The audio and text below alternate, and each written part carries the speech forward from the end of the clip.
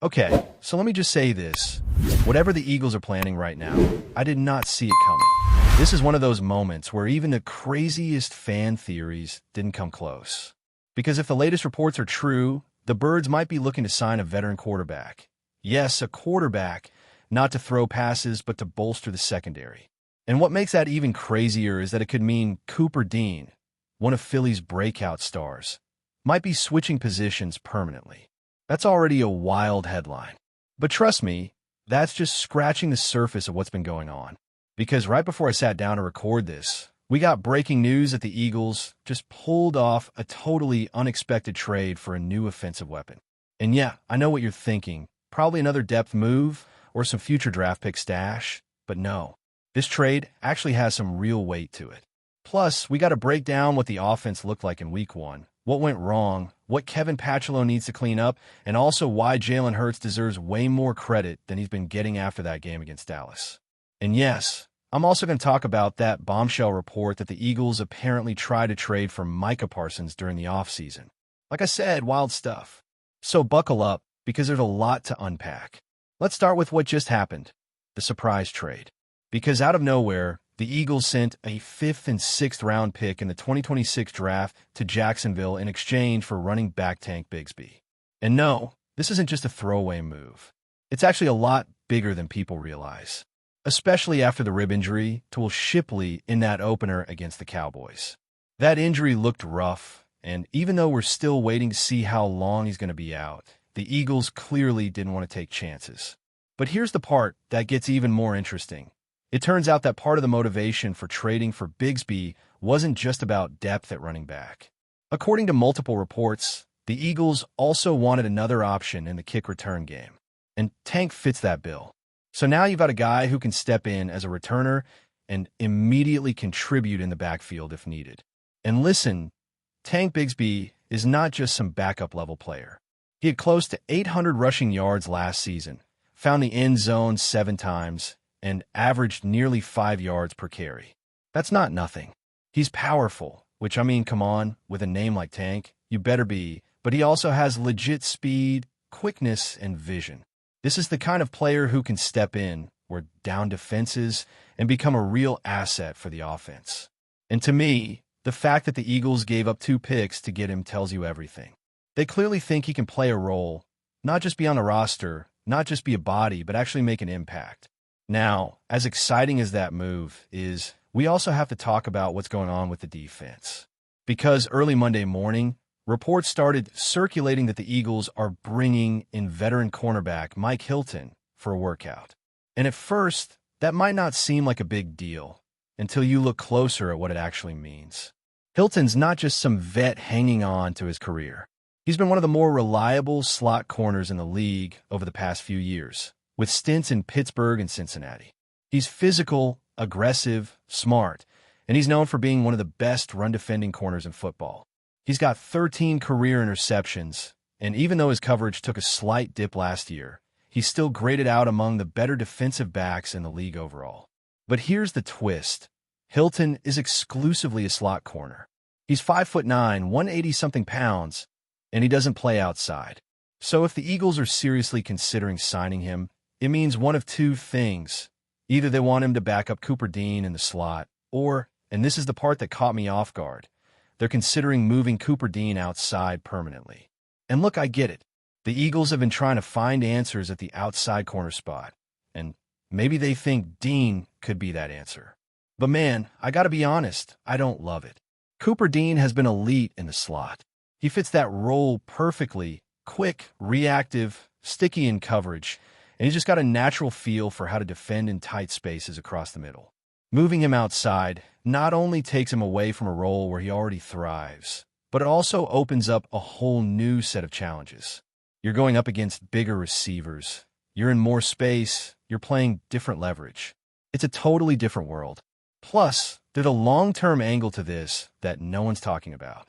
If Dean becomes a full-time outside corner and plays well, he's going to be due for a much bigger contract down the line. The highest-paid slot corner in the league is making about $13 million a year. The highest-paid outside corner is making over $30 million. That's a massive difference. So if the Eagles make this move permanent, they're also setting themselves up for a much more expensive extension in a couple years. And hey, maybe he's worth it. But that's a big decision to make mid-season, especially when he's already thriving in his current role. Now, speaking of changes and adjustments, let's talk about the offense. Because while the Eagles did come out with a win in Week 1, it wasn't exactly the kind of performance that inspires confidence. It was Kevin Patchelow's first real game as the offensive coordinator, and it definitely felt like a first-time play caller out there.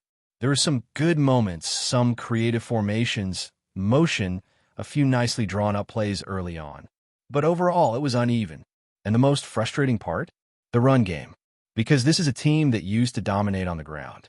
But against Dallas, it was sluggish. Saquon Barkley finished with just 60 yards on 18 carries and averaged a measly 3.3 yards per attempt. And again, this isn't about Barkley. Watching the film, it was clear he didn't have much to work with. The Eagles kept lining up in these tight, condensed formations with heavy personnel, basically begging the Cowboys to load the box and sell out to stop the run. And that's exactly what happened. Barkley faced 8-man boxes on over 66% of his carries. That's 3 times more than he saw last season, and it was the highest stacked box rate of his entire career. It's no surprise the run game stalled out. And what's even more frustrating is that the Eagles didn't seem to adjust. If the defense is crowding the line like that, you've got to hit them with play action, spread them out, force them to cover more ground. But instead, the play calling stuck to the script, tight formations, heavy sets, and a run game that went nowhere. Ironically, the one time they did spread it out and use 11 personnel, Barkley scored a touchdown. So yeah, Patchelow's got some work to do. And not just in the run game. The passing attack was hit or miss too. Again, some early flashes, quick throws, exploiting soft zones, some nice route combos. But as the game went on, the offense lost rhythm. The blitz pickups were inconsistent. The route designs felt basic at times. And for some reason, they didn't do much to scheme open their top guys on the outside. In particular, A.J. Brown just didn't look right. Watching him on tape, he seemed slower than usual, not creating separation. And in a lot of plays, it looked like he wasn't even a real option. Whether that's due to his lingering hamstring issue or just how the game was called, it was definitely noticeable. And for a guy who's usually such a huge part of the vertical passing game, his absence in key moments was hard to ignore. What Jalen Hurts did in that game, especially when things were breaking down around him, was nothing short of elite quarterback play. No, he didn't put up video game stats. And no, he didn't light up the scoreboard with 5 touchdowns or 400 yards through the air. But if you actually watched the game and paid attention to the tape, what you saw was a quarterback in complete control of the offense. His ability to process the defense, go through progressions, and make calm, decisive throws under pressure was on full display. And more than anything, when the play design didn't work, when the protection broke down or nobody got separation, Jalen Hurts made plays with his legs that saved the Eagles over and over again. It's honestly the most confident and comfortable I've seen him look as a dual-threat quarterback in a while. He wasn't just bailing out of the pocket early. He was sitting back, reading the coverage, and then making a calculated decision to take off when he had to. And those moments made the difference, especially in the second half, when Dallas started dialing up the pressure and the Eagles' offense was struggling to find consistency.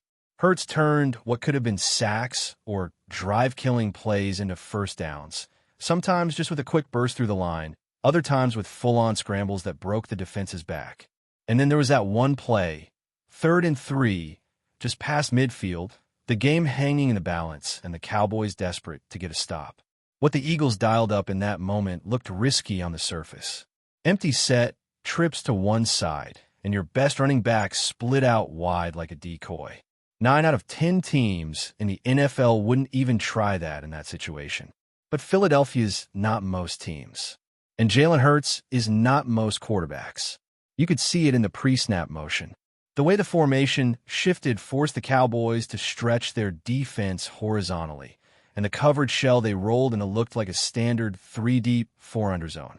But the Eagles attacked it with a simple spacing concept, sit-down routes designed to target the soft spots in zone coverage. And to Dallas' credit, they actually covered it fairly well. The problem was their front four didn't get home in time. And when that happens against Jalen Hurts, you're cooked. He saw the lane, took off, and moved the chains. That play was pure football IQ. It wasn't flashy. It wasn't a highlight reel bomb. But it showed everything you want in your franchise quarterback: composure, awareness, timing, and athleticism. That's the kind of moment that wins games. And even though he didn't rack up gaudy numbers, PFF graded him as the Eagles' highest-rated offensive player and the third-best quarterback in the entire league for Week 1 with an 88.6 grade. That speaks volumes. And honestly, it kind of bothers me how little buzz he's gotten from the national media after that performance. Everyone's busy talking about rookies or whatever drama popped up elsewhere. But Hurts was out there doing exactly what you want your quarterback to do: leading, adjusting, and finding ways to win even when things aren't clicking perfectly. That's championship-caliber football. And now, we're just a few days away from seeing him go head-to-head with Patrick Mahomes once again. Every time those two face off, it feels like a measuring stick moment. And yeah, Mahomes is going to be missing one of his top weapons this time around. Xavier Worthy dislocated his shoulder in that Friday night loss. And from the sounds of it, he's definitely going to miss the game. Maybe even longer, depending on whether or not he needs surgery. And of course, you never want to see anyone get hurt, especially a young rising star like Worthy. But from a purely football perspective, that obviously gives the Eagles' defense a little bit of breathing room going into this matchup. That being said, even without Worthy, Mahomes is still Mahomes.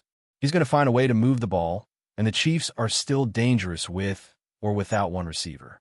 So the pressure's still on for the Eagles' secondary, which brings us back to the cornerback situation and why the Mike Hilton workout could have bigger implications than people realize. Because if the Eagles do end up signing him, they're not doing it just to stash him on the depth chart. Hilton's a vet. He's not coming in to sit. And if Cooper Dean really does move to the outside to make room for him, that would be a massive shift in how this defense operates. Again, I'm not saying it's the wrong move, but it's definitely a bold one, and it comes with risks. Meanwhile, it seems like a lot of Eagles fans are done with Adoree Jackson after his rough outing in Week 1. And honestly, I can't blame them. The tape was not kind to him. He looked slow, he missed tackles, and he just didn't look like the kind of guy you want starting against high-level receivers. A bunch of you guys in the comments were calling for Jacorian Bennett to get a shot instead. And I get it. At least with a young guy like Bennett, there's some upside. There's potential. You can live with some mistakes if you know he's learning and growing into the role. But with Jackson, it kind of feels like we've already seen what he's going to give you, and it's just not enough. And on top of all this cornerback talk, we also got word that the Eagles made some additional roster moves, signing Patrick Johnson to the active roster, bringing Montrell Johnson and Holland Pierce back to the practice squad, and releasing Elijah Cooks. Nothing earth-shattering there, but it shows that the front office is being aggressive about shuffling the bottom of the roster and keeping guys in the building that they believe in. Now, obviously, there's still a lot we're waiting to hear this week, including updates on Jalen Carter and whether the team's going to suspend or discipline him internally. Plus, there's a Nick Sirianni press conference going on right now, and more updates are expected to drop soon. But one thing's for sure, the Eagles are making moves, asking big questions, and not being shy about shaking things up when necessary. This isn't a team that's content just being pretty good. They're going for it all, and the next few days are going to tell us a lot about how serious they really are. Before we continue, don't forget to subscribe to our channel and give this video a like. Your support helps us keep delivering the latest updates on our Philadelphia Eagles. And don't be shy. Share your thoughts on the news in the comments below. In what could be the most shocking move of the offseason, whispers have turned into headlines. The Philadelphia Eagles are reportedly closing in on a deal for Buffalo Bills star quarterback Josh Allen. Sources close to the team suggest that this isn't just speculation. Executives have allegedly been in late-night talks, and insiders claim that Allen could be on his way to Philadelphia, sending shockwaves through the NFL landscape. For years, the Eagles have been considered a powerhouse in the NFC, but questions around their quarterback situation have lingered. Enter Josh Allen, the dual-threat phenom whose cannon arm and elusive mobility have made him one of the most feared quarterbacks in the league. If these rumors hold water, Allen's arrival could transform Philadelphia's offense overnight, providing coach Nick Sirianni with the kind of weapon that could rival any Super Bowl contender. Fans on social media have already exploded with speculation. Some can barely contain their excitement, imagining Allen connecting with the likes of A.J. Brown in the Eagles' high-flying offense. Others, however, are cautious, pointing out the potential risks, chemistry, contract complications, and the enormous price that comes with acquiring a player of Allen's caliber. The Bills, for their part, have been tight-lipped, though insiders suggest they're bracing for a blockbuster trade that could reshape their roster for years to come. Analysts are scrambling to make sense of the implications. A move like this could ignite a domino effect across the league, with teams recalibrating their plans in response to what would surely be one of the most headline-grabbing transactions in recent memory. Questions abound. What would Buffalo get in return? Could this be the missing piece that finally pushes the Eagles to Super Bowl glory? And, of course, is Josh Allen ready to take on the bright lights of Philadelphia after carving out his legend in Buffalo? While no deal has been officially announced, the buzz is impossible to ignore. Speculation is building at an unprecedented pace, with insiders dropping hints of high-stakes negotiations and last-minute shifts that could either make or break the blockbuster trade. If it happens, this would not just be a headline. It would be a seismic shift, a story that NFL fans will be dissecting for months, if not years, to come. Philadelphia might just be about to pull off the coup of the decade, and all eyes are on Josh Allen. That's it for this update. If you enjoyed the video and want to stay updated with exclusive news about our Philadelphia Eagles, be sure to subscribe to our channel and hit that like button. We can't wait to hear your thoughts in the comments. See you in the next video.